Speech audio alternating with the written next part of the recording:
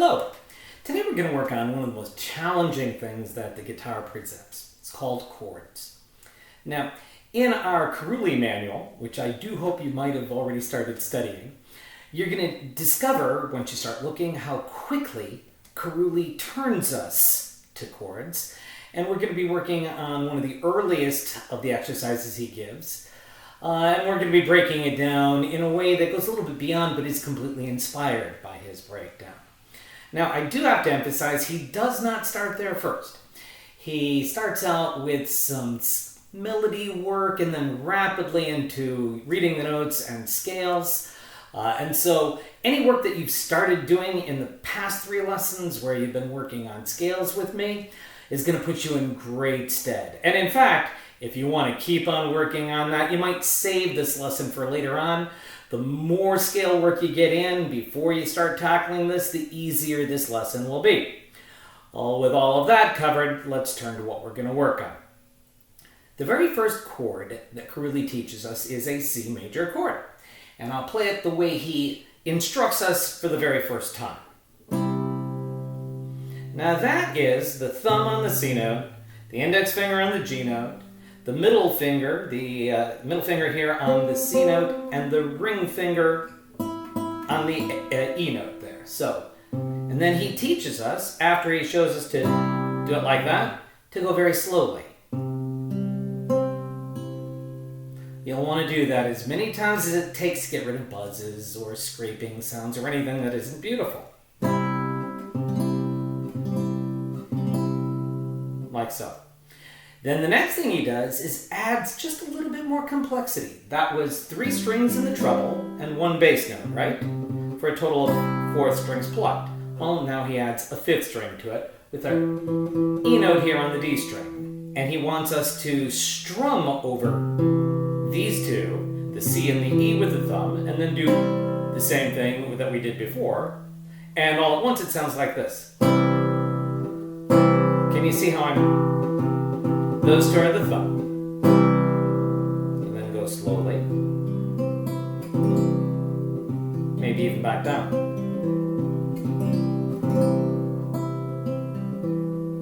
And play with that.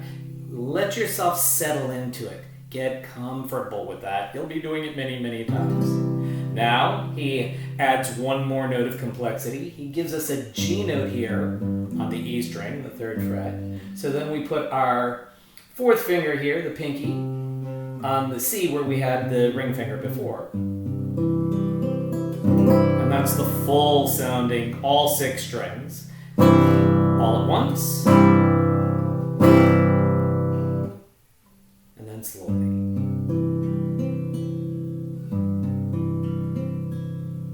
Again, it cannot be emphasized too strongly to spend as much time as is required to get completely comfortable with no strings having any bad sound, not skipping any, and doing only the ones that you want to do. So in the first one, only 4, second 5, and now all 6. Now that's the very first chord lesson that Carulli gives us. But we need to break it down to a much smaller, more bite-sized chunk. And so what we're going to do is reduce all the way down to the smallest possible thing that might look like a chord, and that's going to be just 2 strings. We're still going to use our C here.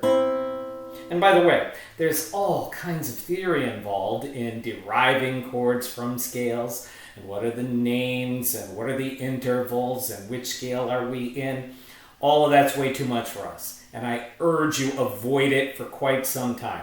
We'll build our way into such theory, but today you're going to hear a C chord and a G7, and I'm not going to tell you why it's called a G7. Just know that those are the only 2 chords we're going to be working on, and in fact, we're going to work on them right now in their smallest possible version, which is a C note here on the B string, and then with the index finger, the open E, just those 2.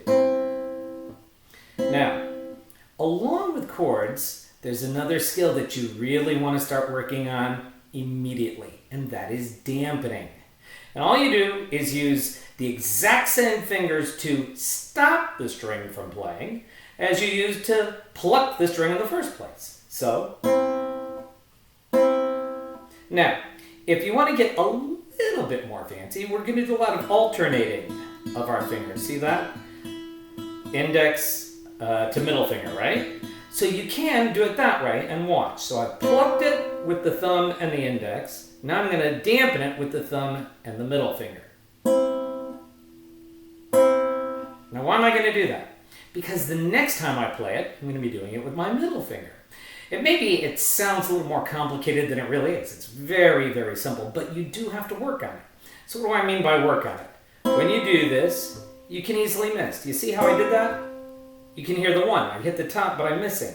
So there's an aiming involved, and you want to get that all the way to the point where it's completely ingrained in muscle memory. So now I'm going to do it, and then I'm going to switch. That's the C chord in its smallest form, C and E. Now we're going to switch and bring our left index finger here from the C note to the F note, opening up the B string there. So now we've got, and that's the smallest possible G7. So it's an open B and an F on the E note up here. And then what we want to do is go back and forth, gently, dampening every time, alternating the fingers. I'll do that just a little bit now for you.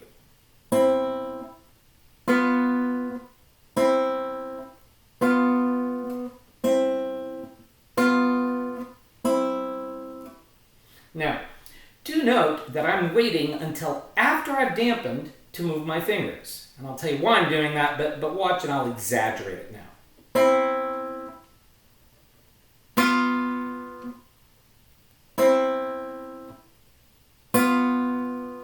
The reason why is this. Eventually what you're going to want is both left and right hand perfect coordination, exactly on the beat, precisely when you want it, and completely instinctively. You can't start out that way. There's no possible way that can happen. So you're training your fingers to move, and it will be awkward, and you have to work through that. The more you slow down, and the more carefully you allow a sequence to step in first, you'll find that the time span separating them narrows and narrows, gets closer and closer. So at first struggling, we don't know which finger, there we go, K, so we got that. Now we dampen, now we figure out and we move. Do you see how awkward and difficult and how much brain power has to be used? Well, the more you do just those two, the more comfortable you become. And that is the essence of practice. So now, without explaining it so much, I'm going to demonstrate how we add. I'll tell you exactly what we're adding, but I'm going to go rapidly, and then that will be all for today. So now we're going to add a G note to our C chord, and we're going to add that same G note again to our G7th chord. Note that there's no alternation in the fingering this time. So it's thumb, index, and middle finger of the right hand for each of those three notes. It's actually a little bit easier to me because I don't have to think about the alternation.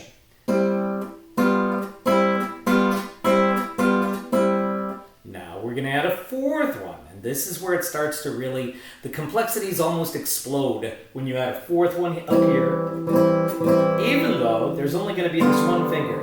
So we're adding an E note on the D string, E, G, C, E. That's our C chord. Now it's got 4 strings, so we're using these 3 fingers and the thumb all at once. And then our G7th chord is a D, G, B, and the F here on top.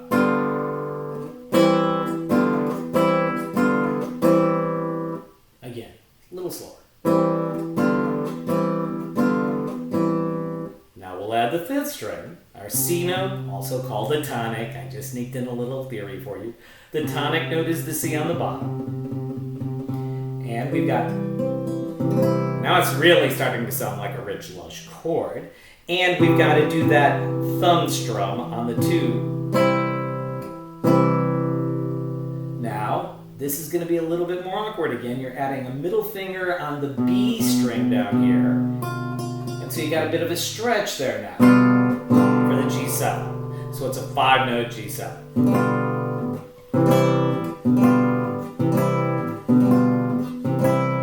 And then last, all 6 strings, so that same beautiful, rich, lush C major chord that we were working on earlier. And now the G7 in all 6. So we got a G note on the bottom.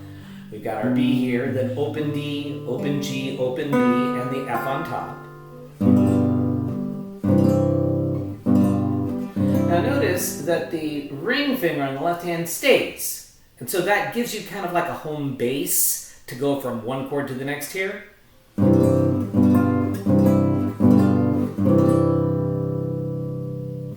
Work on that. Get comfortable with it. Don't worry if it takes you 2 weeks, 4 weeks, 8 weeks. Doesn't matter how much time it takes. Just keep getting more and more comfortable, and then down.